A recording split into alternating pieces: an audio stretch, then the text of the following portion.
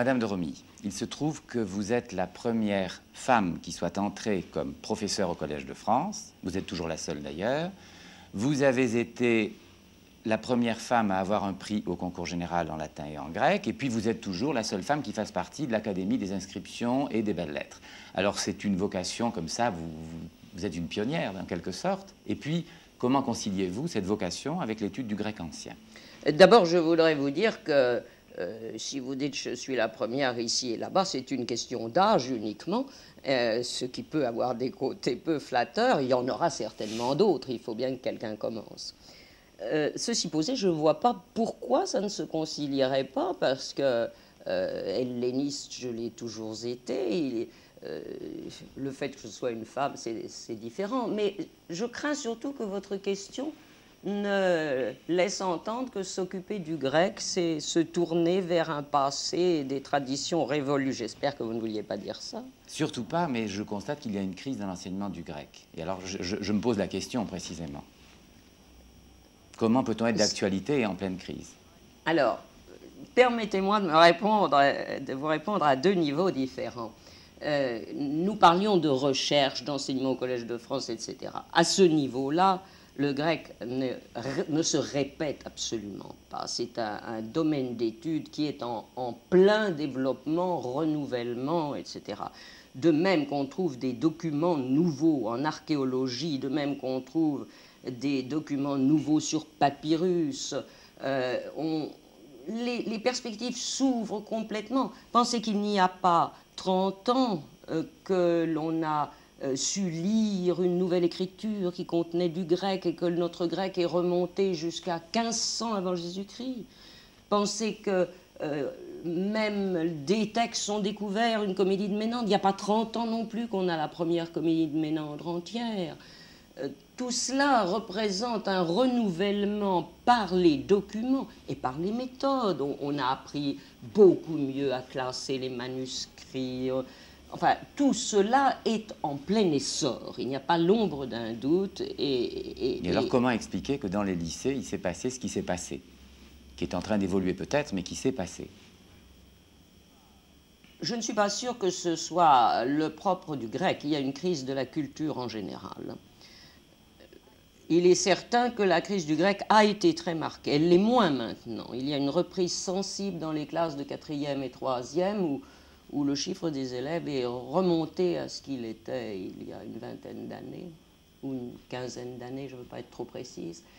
Il est probable que les gens pensent que dans une période difficile, il faut faire tout de suite les choses les plus utiles, ce qui est un très mauvais calcul parce qu'il vaut mieux se former bien l'esprit, acquérir des habitudes de langage, de pensée qui font que quel que soit le métier, on le fera mieux. Ceci me paraît vraiment important.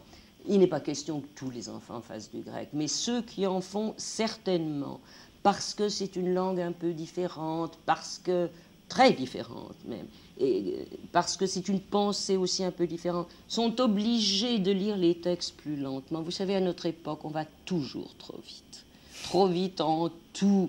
On lit trop vite, on parle trop vite, on ne se comprend pas en grande partie à cause de ça. Alors, tout de même, en plus, le grec, c'est le point de départ de tout pour nous. C'est le point où nous pouvons nous reconnaître sous une forme plus claire, plus simple. Pour des enfants, c'est très important. Et d'autre part, c'est aussi le point de départ commun aux différents pays, ce qui, à l'heure actuelle, enfin, en Europe, c'est peut-être pas négligeable. Si on voulait faire l'Europe, effectivement. Mais ce n'est pas par hasard, donc, qu'il y a dans la cour du Collège de France une imposante statue de Guillaume Budet, précisément.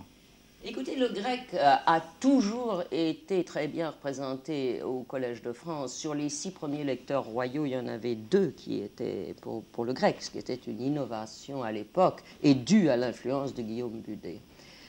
Il y a eu depuis des chaires plus spécialisées avec le progrès des disciplines. On a fait de l'épigraphie, il y a eu de grands professeurs d'épigraphie ici.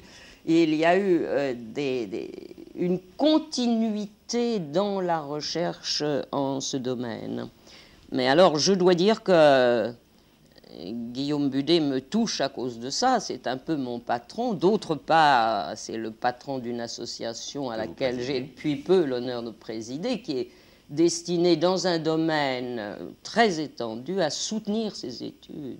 Personnellement, moi, je ferai tout au monde pour les soutenir. Je crois que c'est capital à l'heure actuelle et que ça demande quoi ? Pas grand-chose, un peu de bonne volonté. Les enfants ne demandent pas mieux que de faire ces études et les chiffres montent. Ce qu'il faut, c'est que nous obtenions quelques modifications du bachot qui sont en train de se faire et un peu de bonne volonté des administrateurs qui doivent tenir compte d'options, de minorités. Mais je pense que c'est l'intérêt pas seulement des hellénistes, mais de beaucoup de disciplines, de la formation vraiment des gens. Quand je vois le français qui se parle et quand j'entends les collègues, depuis que le grec a été en baisse, les autres disciplines n'ont pas été en hausse. Alors on pourrait peut-être essayer la politique inverse. Votre public, alors ici, au Collège de France, quel est-il ? Je voudrais bien le savoir. Il est composé d'éléments très différents. En fait, je ne les connais pas tous. Et il y a aussi bien des étudiants, de jeunes assistants et des gens complètement amateurs et qui semblent aimer entendre parler de culture grecque. J'essaye que mon cours puisse être suivi par d'autres que par des hellénistes, parce que voyez-vous, autant je tiens à l'apprentissage de la langue grecque dans les lycées pour quelques-uns, et que ça me paraît capital comme formation, autant je pense qu'il ne faut pas négliger un public plus étendu. Enfin, ces auteurs, on peut les lire, même sans savoir très bien le grec, en s'aidant un petit peu, avec des traductions. Et ça me touche que ces gens-là viennent. C'est ce que le public de la télévision va pouvoir faire en se mêlant à votre public d'aujourd'hui. Eh bien, j'espère en faire des hellénistes. Merci, madame.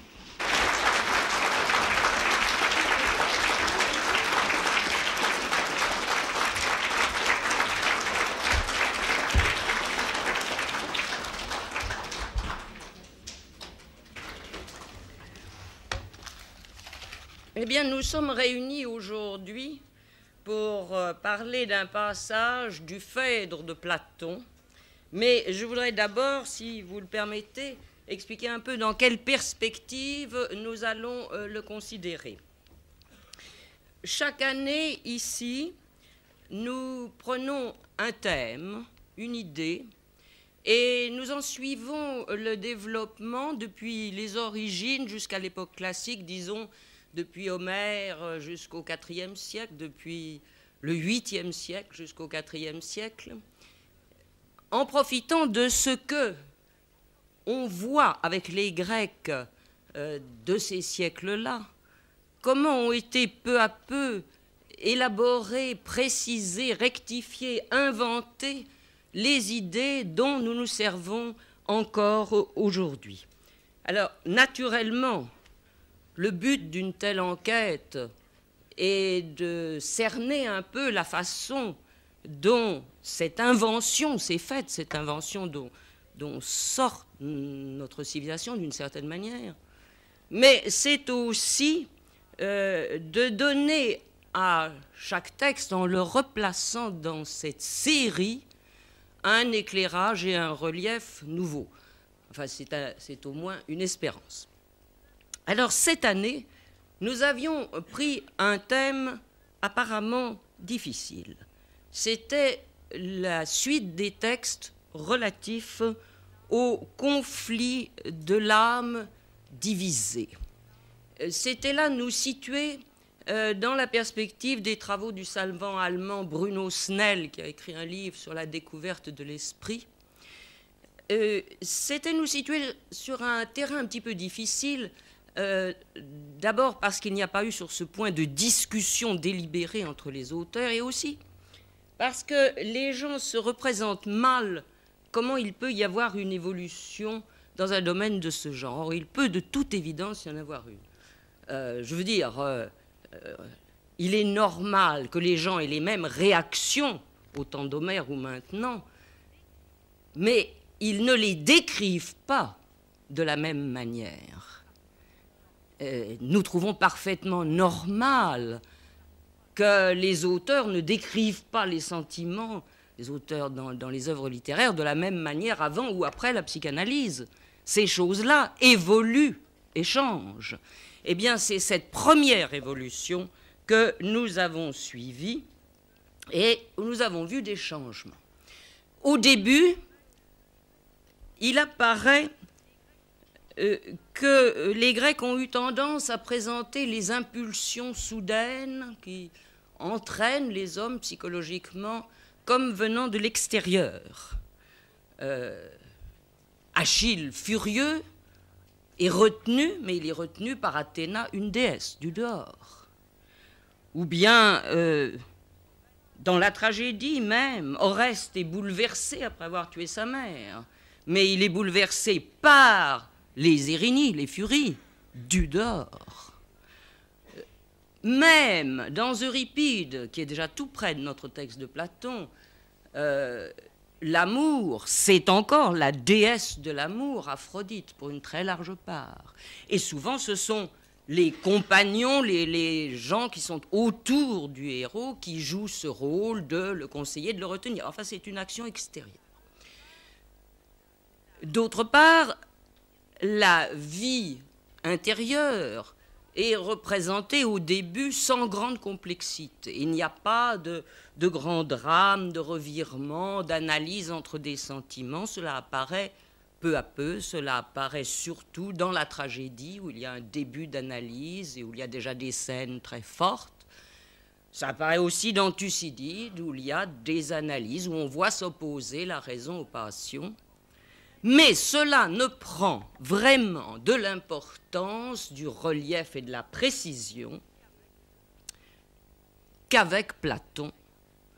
Et les deux textes de Platon qui sont parallèles, La République, qui est une analyse des trois parties de l'âme, la raison, les élans du cœur et les désirs, et puis l'autre texte, celui d'aujourd'hui, le Phèdre. Voilà donc où notre texte entre en scène. Avant de le regarder, je voudrais attirer votre attention sur le fait qu'il est assez unique. Dans La République, nous avons une analyse de l'âme. Dans le Phèdre, nous avons une description, une application, quelque chose de vivant et de concret. Ce serait très agréable d'être sûr que le Phèdre est après La République et que par conséquent l'application vient après la théorie. C'est fort probable, la plupart des grands platonisants le pensent, il n'y a pas absolument unanimité. Je le pense quant à moi, et les éditions dont nous le servons le pensent aussi en général.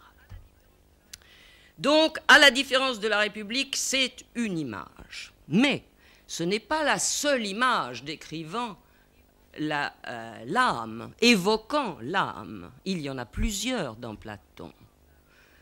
Il y a par exemple, à la fin de La République, l'image de Glaucos le marin, représentant notre âme qui est dégradée par son séjour dans le corps. Il y a un peu avant dans La République l'image de la chimère. Et alors là, c'est intéressant parce que la chimère, c'est comme dans le Phèdre, ce sont les trois parties de l'âme. La chimère, il y a les têtes multiples de l'animal terrible, ce sont nos désirs. Il y a le lion, c'est l'élan du cœur, et il y a l'homme, c'est la raison. Trois parties aussi. Et puis il y a la belle image des lois qui compare l'homme aux marionnettes tirées par des fils différents. Et dans le fait, nous allons avoir aussi des forces qui s'exercent en sens contraire. Mais aucune de ces trois images que j'ai citées n'est, comme le Phèdre, une image en action, où on va voir une aventure avec ses phases, avec ce qui se passe quand nous vivons et qu'il y a des tentations, des résistances, etc. Donc cette page du Phèdre est, même dans l'œuvre de Platon, unique. Elle se rattache à d'autres, mais elle est par son genre unique. Je parle beaucoup de cette image. Qu'est-ce que c'est que cette image? Vous le connaissez certainement pour la plupart. L'âme est représentée par l'attelage ailé. Platon le définit d'abord à 246a dans le Phèdre. Cette image donc est celle de je ne sais quelle force vitale qui associe, tout ça est difficile à dire en français et les traductions diffèrent, mais il est important de voir que cela associe, il y a le mot symfutos en grec, c'est quelque chose qui est naturellement et depuis le début, qui associe un attelage et un cocher soutenu par des ailes. Soutenu par des ailes est au pluriel. Soutenu par des ailes vaut pour l'ensemble du char. J'aime bien ce vague du texte qui est naturellement délibéré. Sur les représentations figurées, il y en a, pas de l'âme spéciale du Phèdre, mais d'attelage ailé, il y en a, nous y reviendrons. C'est souvent les chevaux qui sont ailés. Platon ne peut pas dire ça parce que il va y avoir deux chevaux dont l'un représente nos désirs les plus bas, donc on ne peut pas leur donner des ailes. Sur d'autres représentations, c'est le cocher seul qui est ailé. Entre parenthèses, c'est une curieuse situation. Enfin, de toute façon, vous voyez que Platon prend bien soin de ne pas le dire, parce que pour lui, l'âme, avec ses trois parties, le cocher, les deux chevaux différents, constitue quand même un tout. Et l'idéal sera de reconstituer ce tout, et il ne va pas préciser en distinguant, il faut que ce soit toute l'âme qui soit ainsi ailée. Pour le moment, d'ailleurs, cette image ne va servir à Platon qu'à évoquer la montée des âmes vers le lieu supracéleste où elles pourront contempler les essences, la beauté, etc. Il n'est question que de cet effort de montée dans toutes les pages qui suivent. Et le résultat est que tous ceux qui ont commenté cette image, tous, ne se sont occupés que de cet aspect. Je veux dire de ce grand rêve mythique où les âmes montent et contemplent dans l'au-delà des merveilles incroyables. Ils n'ont pas cherché d'autres sources à cette image, et en un sens, on les comprend, parce que c'est superbe cette image d'abord, et puis parce qu'en effet, on voit assez facilement une tradition dans laquelle s'inscrit Platon. Cette tradition, elle est à la fois attestée par des textes philosophiques, par des croyances populaires, par des monuments figurés. On voit couramment le philosophe, couramment, j'exagère peut-être, mais on voit des philosophes transportés sur des chars vers la vérité. On trouve des choses de ce genre dans Héraclite et Empédocle. On trouve aussi chez les philosophes pythagoriciens des indications peut-être de chars ailés. On trouve des divinités avec des chars, des ailes dans des textes orphiques. Et le fait qu'il y ait des chars ailés, ça nous surprend peut-être un tout petit peu, nous avons perdu l'habitude. Mais dans les mythes grecs, tout est plein de chars ailés. Il faut se rendre compte que dans Homère, Zeus se déplace en char pour aller de la Crète à l'Ida, de la Crète à l'Olympe, et je me demande comment il ferait si ce char n'était pas ailé, mais on le précise pour quantité d'autres chars. Le char du soleil est un char ailé, et le char de l'aurore qui le précède est un char ailé. Et le char des Océanides, dans le Prométhée d'Échille, est un char ailé. Et vous savez que des mortels ont ambitionné de conduire ces chars ailés. Souvent, ça a d'ailleurs très mal fini pour eux. Tleptolème avait ainsi obtenu un char ailé de Déméter. Phaéton a obtenu pendant un temps de conduire le char de son père le Soleil, et puis ça s'est mal terminé. Et Bellérophon avec Pégase illustre encore cette idée. Récemment, M. Yalouris, qui est inspecteur général des antiquités helléniques, a réuni les documents sur Pégase, les documents figurés. On voit la quantité de chevaux ailés, de chars ailés qui s'envolent vers le ciel et qui souvent arrivent jusque dans les constellations, ce qui est fort suggestif, il faut le dire. En tout cas, il y en a. Il y a d'autre part, je voudrais citer une autre tradition un peu plus étrange. C'est qu'on trouve un symbole très voisin de celui du char de Platon dans un ancien texte de l'Inde, un texte qui peut être du VIe siècle avant Jésus-Christ, de la Katha Upanishad, où le corps est un char conduit par un cocher qui est la raison, comme chez Platon. Et il faut que l'attelage obéisse au cocher pour que l'âme puisse atteindre le lieu supracéleste où elle échappera enfin aux incarnations. C'est quand même une rencontre frappante. Rencontre, influence, c'est pas exclu à travers la Perse. Je dois dire que ce n'est pas notre problème, et Dieu merci, parce que je ne pourrais pas le résoudre. Ce que je veux faire voir par tout cela, c'est que ces traditions diverses ne nous mènent pas à ce qui est pour moi le centre de notre étude, c'est-à-dire que nulle part nous ne trouvons la description d'un char avec des chevaux différents, inégaux, rétifs, et d'une lutte intense entre le cocher et son attelage. Ceci qui représente les divisions de l'âme, nous ne le trouvons que chez Platon. Alors ça attire tout de même notre attention et nous en venons à ces luttes. Ces luttes, on les retrouve dans le Phèdre 15 pages plus loin. Et cette fois, on est en plein concret.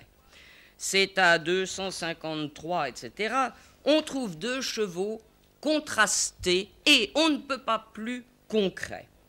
L'un a le port droit, il est bien découplé, il a l'encolure haute, la ligne de chanfrein légèrement courbe, son pelage est blanc, ses yeux noirs. Il nous fait penser à certains des beaux chevaux du musée de l'Acropole. Il y en a un en particulier blanc, c'est tout à fait celui-là. Mais Platon en profite pour nous dire à quoi correspond ce beau cheval blanc. Il correspond aux élans du cœur et il précise, il est amoureux d'une gloire qu'accompagne modération et réserve, etc. Autrement dit, vous voyez que constamment dans Platon, on a le tableau concret, vivant, tout proche, et la référence de ce à quoi ça correspond en langage abstrait. Même chose pour le cheval noir. Je l'appelle le cheval noir, mais je n'ai pas encore dit qu'il était noir. Il est de travers, mal bâti, la l'encolure épaisse, la nuque courte, il est noir, avec des yeux pâles, peut-être injecté de sang, si c'est vraiment le sens du mot grec. J'ai rectifié au passage quelques-unes des traductions de Robin dans la collection des universités de France. Lui-même en avait rectifié certaines. Vous savez d'ailleurs qu'il y a eu dans la même série une seconde traduction, celle de Vicaire. Tout le monde a beaucoup de mal à traduire ces mots, et c'est intéressant pour ce philosophe Platon. On a du mal à les traduire parce qu'ils sont trop concrets. Il faut se reporter aux études sur les chevaux. Je l'ai fait, j'ai beaucoup appris. En tout cas, vous voyez, il y a ces deux chevaux très concrets correspondant à quelque chose de bon et à quelque chose de mauvais. Et alors, entre eux, va s'engager une aventure. Cette aventure, Platon la raconte dans le cas de la tentation amoureuse. Alors, la théorie platonicienne de l'amour, c'est encore une chose que je laisserai de côté. J'aimerais bien en parler, d'ailleurs. Enfin, l'important est de savoir qu'il faut distinguer le désir physique, qui est une tentation basse, et le véritable amour, le véritable délire amoureux, qui est aspiration à la beauté pure. En cédant au désir bas, l'âme perd ses plumes, l'âme tombe. En s'élevant vers le véritable amour, elle monte vers le haut, etc. Ce qui est important pour nous est ce conflit qui surgit et qui risque d'empêcher l'âme de monter. Et ce qui est important, c'est que Platon les décrit avec une force et une violence qu'on ne trouve nulle part avant, et je dirais presque nulle part ailleurs. Alors, il y a plusieurs phases dans cette lutte. D'abord, le cheval noir, le désir, le mauvais cheval, il l'emporte, il gagne. Il force les deux autres à venir vers l'objet aimé. Alors, attention, il force. C'est un mot important. Entre parenthèses, c'est le mot qu'on employait dans la tragédie pour parler des contraintes de l'amour auxquelles on ne résistait pas. Et c'est un mot qui sera répété chaque fois que ce mauvais cheval tirera trop fort. D'autre part, il force les deux autres. Et les deux autres, c'est le cheval blanc et le cocher, l'honneur et la raison. Ils sont ensemble. Ils ont la même attitude. Ils sont, en grec, groupés sous le même article, et ils sont exprimés non pas au pluriel, mais au duel qui marque leur association. C'est beau une langue qui s'est marquée des nuances de ce genre. En fait, c'est un peu un des problèmes de ce texte, c'est qu'on se demande, puisque le bon cheval obéit toujours à la raison, pourquoi il y en a deux? On aurait pu figurer la lutte avec un cocher contre un mauvais cheval. Il faut qu'il y en ait deux. D'abord, c'est la doctrine de Platon, démontrée dans la République, s'unissant, se confondant avec sa doctrine des trois partis dans l'État. Mais de toute façon, cette lutte de l'âme, on ne peut pas imaginer qu'elle soit entre la raison et un mauvais cheval tout seul. Cela voudrait dire que toute notre âme est mauvaise, que tous nos désirs sont mauvais. Aucun philosophe sérieux ne pourrait dire ça, et Platon est, je vous le garantis, un philosophe sérieux. D'ailleurs, nous allons les distinguer maintenant, le cheval blanc et le cocher. Car au moment où on arrive devant l'objet aimé, il y a une espèce de reprise de pouvoir du cocher, une espèce de réaction, mais du cocher seul. Le cocher, notre raison, a contemplé la beauté pure, et devant l'objet aimé, tout à coup, il a la vision. Et je dis vision, car les mots qu'emploie Platon sont ceux d'une initiation, d'une révélation. Ce sont les mêmes qu'il a employés 10 pages avant pour décrire la beauté pure. Ce souvenir flamboie. Et tout à coup, alors, cela donne au cocher une force nouvelle. C'est très important pour Platon que la raison ne soit pas cette raison froide et inactive. Cette raison est un désir du bien passionné, n'est-ce pas? Et c'est cela qui lui donne la force de résister. Et alors, écoutez sa résistance. Du coup, il a été forcé de tirer par devers lui les rênes avec une telle vigueur qu'il a fait s'abattre les chevaux sur la croupe l'un et l'autre. L'un sans contrainte, parce qu'il ne, mot à mot, il ne tire pas en sens inverse.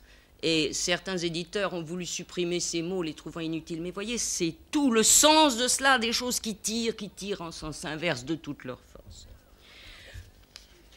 Alors, le char se retire, l'un des chevaux, je cite de nouveau, sous la honte et l'effroi, mouille de sueur l'âme tout entière. Mais l'autre, une fois passée la souffrance que lui ont fait endurer le mort et sa chute, il n'a pas plutôt repris haleine que déjà, etc. Déjà, il veut y retourner.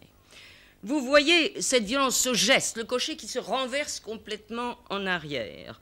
Je ne suis pas moi-même habitué à conduire des attelages, mais je sais que Xénophon, dans ses conseils aux commandants de cavalerie, recommande ce procédé dans des cas extrêmes de ce genre.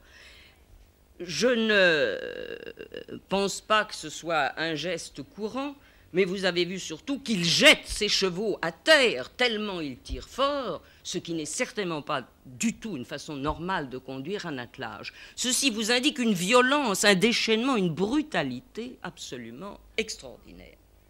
C'est pas courant et ça n'est pas tout, car on recommence, il y a une seconde phase, plus dure encore que la précédente.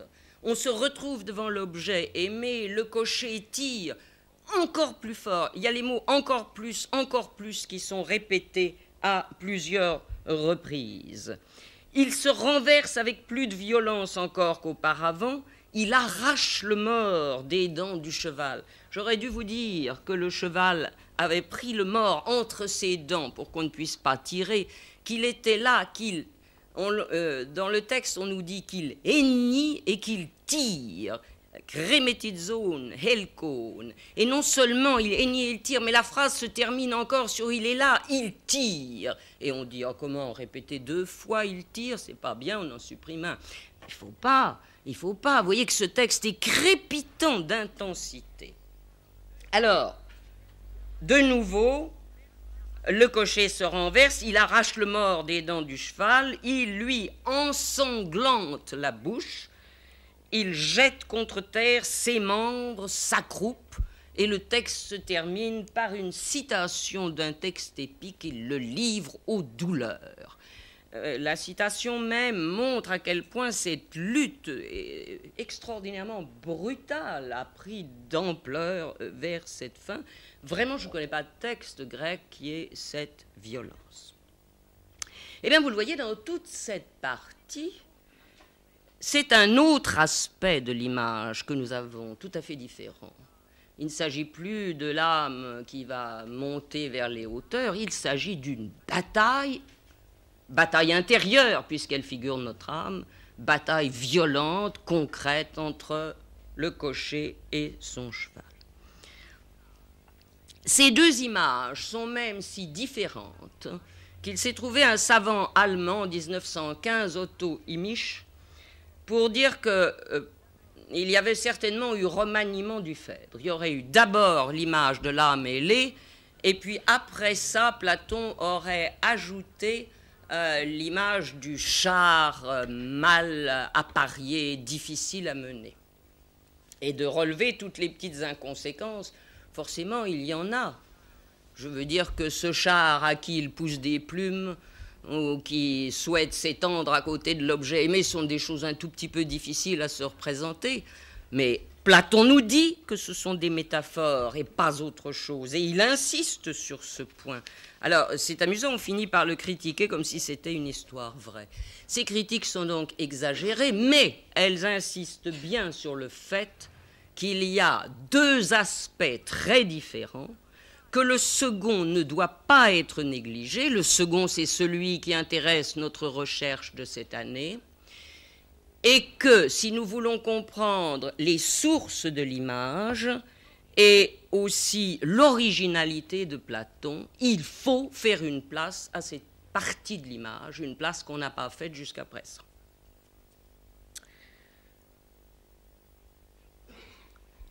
Les sources, comme vous voyez, n'ont plus rien à voir avec des chevaux ailés. Ce qu'il nous faut, ce sont des chevaux rétifs, des chevaux difficiles à dominer. Ça fait beaucoup de chevaux, mais ce n'est pas ma faute. Des chevaux et des chars, nous en avons en quantité, parce qu'il est clair que pour l'homme, dompter la force du cheval a été une des grandes fiertés. Il suffit de penser aux noms propres, à Hippodamos, à Hippodamie, à Hipponikos, à Hippocrate, etc. Tant de noms qui célèbrent le fait de dompter le cheval.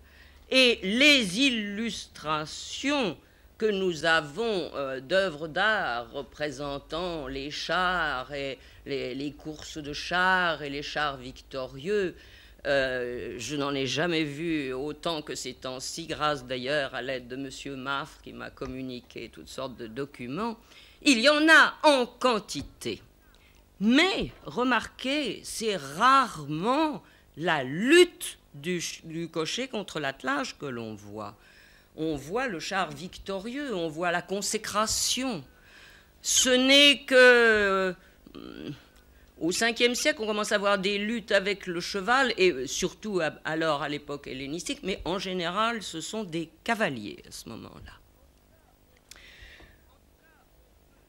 En tout cas, on peut réunir des illustrations. On voit même parfois deux chevaux de couleurs différentes, comme dans Platon, dans les peintures étrusques, on voit deux chevaux différents de couleurs. Mais rien qui fasse penser à cette violence que nous avons vue dans le texte. Tant pis, cela m'est égal, parce que dans les textes, je trouve l'importance de cette lutte et de cette violence. Je voudrais vous rappeler 3 grands textes qui sont absolument connus, mais qui montrent bien quelle importance ça avait dans la vie et qui sont très proches de Platon à certains égards.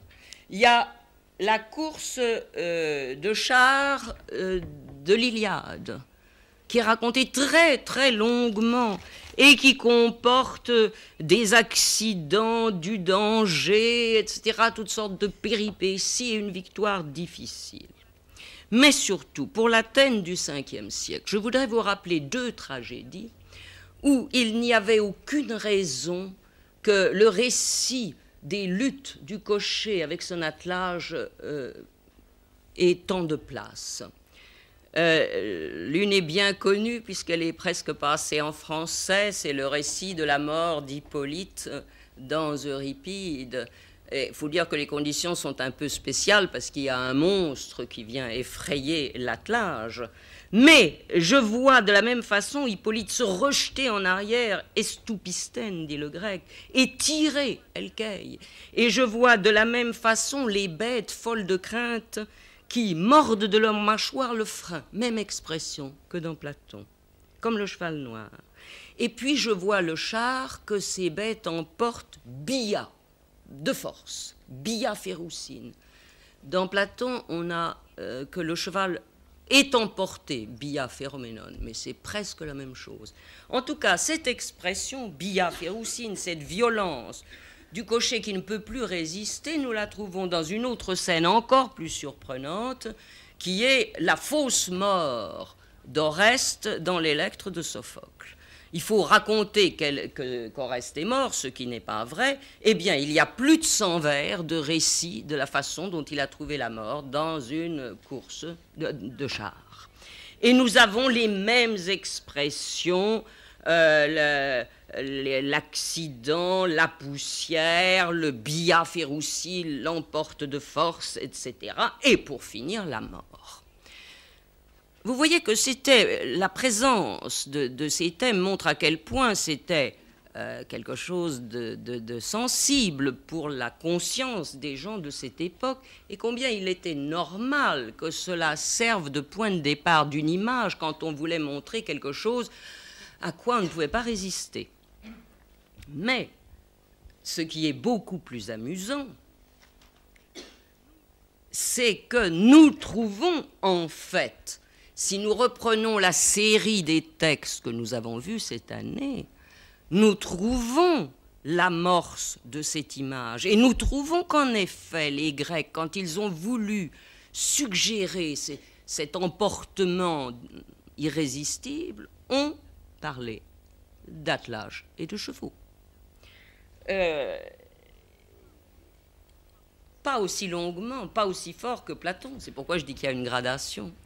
Mais dans Homère, quand quelqu'un a des sentiments forts et qu'on l'engage à les modérer, on lui dit toujours de dompter sa colère ou son cœur. Nous avons vu l'expression souvent dompter. Alors on peut dire dompter, on ne dompte pas que des chevaux. Enfin, on dompte beaucoup de chevaux, mais on ne dompte pas que des chevaux. Très bien. Mais dans la tragédie, le mot est remplacé par l'expression polodamnein, qui veut dire dompter des chevaux, dompter des poulains, les former, les dresser. Donc déjà là, de façon tout à fait latente, on trouve cette image qui se prépare. Mais c'est encore très peu de choses. Et au contraire, quand nous arrivons au texte tragique où il y a vraiment des luttes de l'âme, on commence à voir les chevaux et les chars prendre plus d'importance. Quand Échille veut montrer un sentiment qui nous emporte malgré nous, quand il veut montrer Oreste, qui vient de tuer sa mère et qui est poursuivi par les Érynies, il lui fait dire que sa raison chancelle, pauvre cocher. Et il lui fait dire ceci: « Mais sachez-le bien, car je ne sais moi comment tout finira. Il me semble conduire un attelage emporté hors de la carrière. Un attelage emporté hors de la carrière. Mes esprits indociles m'entraînent, vaincus, tandis que l'épouvante est là devant mon cœur. M'entraîne vaincu, Féroucie, Nicoménone, c'est presque le Bia Féroucine de Sophocle, d'Euripide, des autres textes. Et vous voyez, c'est vraiment la comparaison du char. De même, quand Io est saisi d'un transport de terreur dans Prométhée, elle dit « Emporté hors de la carrière par un furieux souffle de rage, je ne commande déjà plus à ma langue, etc. » Emporté hors de la carrière, c'est-à-dire hors du lieu où courent les chars. Et dans Agamemnon, il y a aussi un personnage, un esprit égaré qui court hors de la carrière. C'est peut-être propre à Échille, le sentiment de cette force comme ça qui surgit et qui nous échappe. Je dis que c'est peut-être propre à Échille parce qu'Aristophane, quand il se moque d'Échille dans Les Grenouilles, parle de sa langue sans frein, de sa langue qui ne sait pas retenir, etc. Et lui dit attention, attention Échille, si tu te laisses emporter par ton ardeur, par ton thumos, tu risques d'être emporté hors des oliviers, c'est-à-dire hors des limites du champ de course. Donc on avait peut-être remarqué cette tendance chez Échille. Mais en tout cas, être emporté, connaître le frein, mener sa course hors de la carrière, etc., ou hors du bon sens de façon figurée, c'est une image qu'on trouve de façon latente constamment dans Sophocle et Euripide. Ce sont de trop petits exemples pour que je vous les cite. Je voudrais plutôt terminer cette série en vous citant un exemple d'un texte qui n'est pas de la tragédie, dont malheureusement je ne sais pas la date, qui est un texte du IVe siècle, Adémonikos, faussement attribué à Isocrate, parce qu'il vous montre combien cette image sortait comme ça naturellement pour les Grecs. C'est un texte qui dit « Lorsque l'intelligence, en grec le nous, est troublée par le vin, elle subit le sort d'un char qui a perdu son conducteur, le char est emporté au hasard, privé de son guide, l'âme connaît tous les égarements lorsque l'intelligence est troublée. » Vous voyez que ce n'est pas tout à fait la même image, ça ne sort pas des mêmes, mais c'est la même tendance à exprimer quelque chose qui se passe en nous de très brutal en employant l'image du char. voyez que si le char ailé se situe dans une certaine tradition philosophique et religieuse, le char en difficulté que nous avons vu se situe dans une autre tradition qui est celle dont nous avons suivi le développement cette année, qui est la tradition de l'âme divisée. Et vous voyez, cela ne nous surprend pas parce que constamment nous découvrons que Platon répond à des textes non philosophiques de son temps et les utilise, les transpose. Et en ces heureux temps, la philosophie n'était pas coupée des autres activités intellectuelles comme elle a pu le devenir après. Bien, mais l'avantage de situer un texte dans une série, comme nous venons de le faire, c'est de déterminer son originalité. C'est de voir en quoi, dans cette série, Platon marque une différence, un seuil. Et, ayant un sens heureux des compositions françaises, je vais vous dire qu'il m'apparaît que cette originalité se marque à 3 caractères.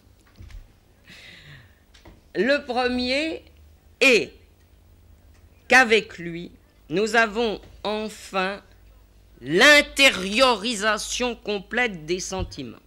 Il ne s'agit plus d'Athéna, il ne s'agit plus de l'Érinie, il ne s'agit plus de la déesse de l'amour.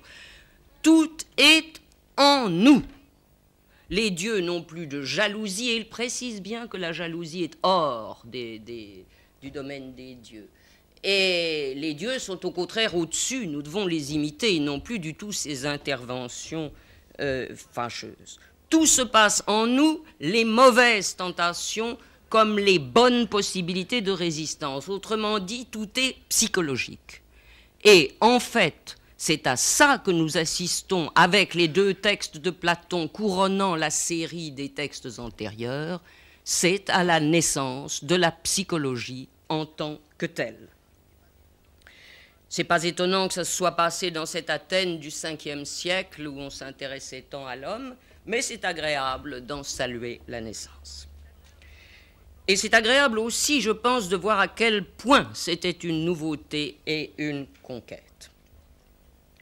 D'autre part, nous avons pu constater à quel point le texte du Phèdre tranchait sur tous les autres par son extrême violence et par sa puissance.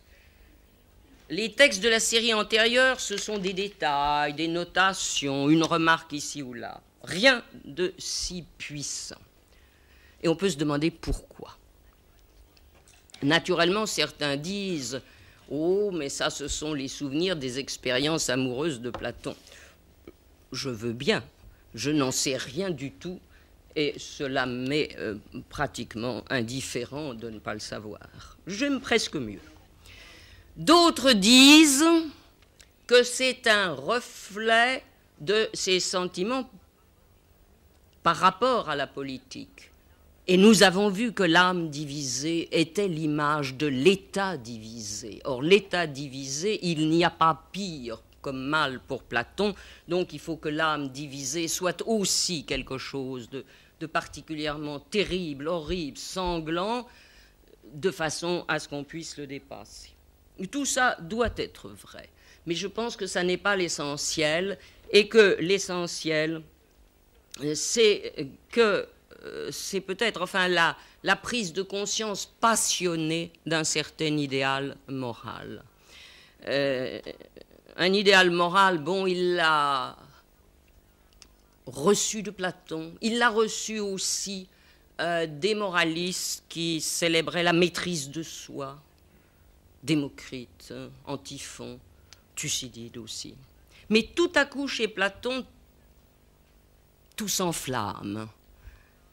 Tout s'enflamme parce que, enfin, je n'ose pas dire parce que, mais cela coïncide avec le fait que cette lutte morale chez lui engage tout.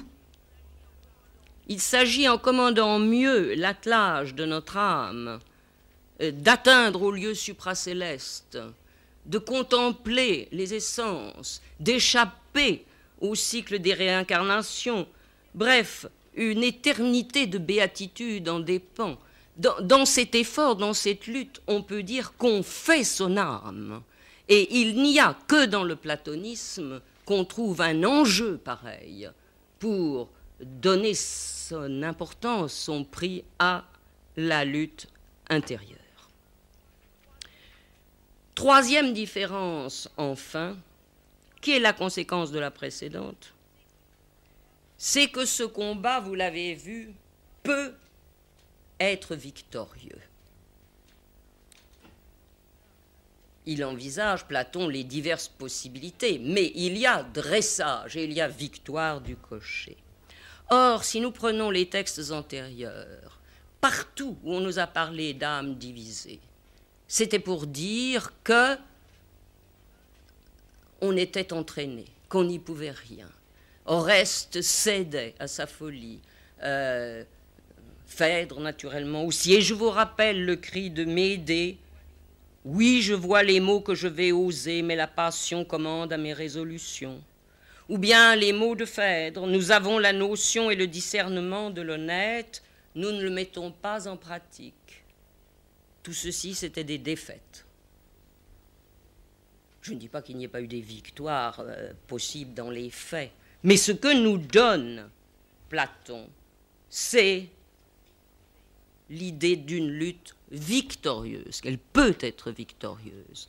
Il y a victoire, j'allais dire victoire de l'aurige, parce que pour employer l'image d'une image, c'est un peu cela. L'aurige triomphe dans le champ de course et le philosophe ou l'homme triomphe dans cette lutte intérieure dont le prix est si grand et qui doit le mener à l'amour parfait et à la contemplation bienheureuse. Dernière remarque, cela tient un peu, il faut être honnête, cela tient un peu à la différence des genres. La tragédie a pour objet de peindre des mots, donc des passions triomphantes, ce qui n'est pas exactement l'objet de la philosophie, vous vous en doutez. C'est vrai, différence des genres. Mais nous sommes à l'époque où on change justement de genre, où la tragédie commence à être tout à fait déclinante et où l'on commence à philosopher. Alors vous voyez que, à ce point de vue-là aussi, c'est un aboutissement. Je veux dire qu'après Platon, on va naturellement discuter, il n'y aura pas 3 parties de l'âme, il n'y aura pas tel rapport entre les parties de l'âme, mais tout se passera en discussion philosophique sur la constitution de l'âme et sur la façon de mener sa vie en conséquence. Donc, c'est vraiment là aussi un achèvement, et j'ai pensé que pour cette raison, ce texte méritait de clore la série de notre enquête de cette année. Je pourrais dire aussi que cela permettait de finir en beauté, parce que c'est un texte très beau, mais j'aurais l'air de suggérer par là qu'il n'en était pas de même des autres textes. Or, nous avons commencé avec Homère, où l'absence de tout débat psychologique nous avait paru également belle. Donc, vous voyez, je ne donnerai pas cette conclusion. Simplement, si vous voulez en juger, c'est à vous d'y aller voir en lisant tous les textes. Et voilà tout.